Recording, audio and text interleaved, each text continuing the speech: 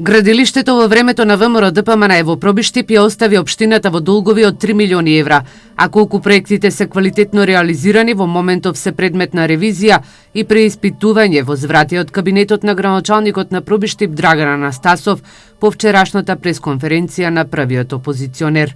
Од локалната власт даваа детален преглед на сите проекти кои се споменати, меѓу кои за градскиот пазар и за осветлувањето на градскиот плоштад. Оној градски плоштад кој 8 години имавте можност да го осветлите и да го направите на вистина градски, а не најтемно место во општината. Всушност, 2 пати распишувавте тендер, но никој не се пријави. Дали бидејќи знаат на кој начин ги плаќавте или подобро наречено не ги плаќавте завршените градежни активности.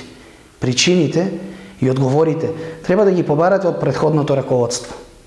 Општина Пробиштип во моментот работи на целосно ново осветлување на градскиот плоштад. Беше распишан тендер во вредност од 2,2 милиони денари на кој се пријавија 4 економски оператори. По негативната лицитација беше избрана фирмата ТМ Инженеринг од Штип, која за вредност од 1,7 милиони денари ќе го осветли и ќе му даде сосема нов лик на градскиот плоштад. Што се однесува за градската капела, наведуваат дека претходната власт не платила ниту 1 денар на компанијата, а проектот изнесувал 3,5 милиони денари. Ниту пак била приклучена на водоводна и канализацијска мрежа. Сега овој објект е ставен во функција и ги има добиено сите потребни дозволи.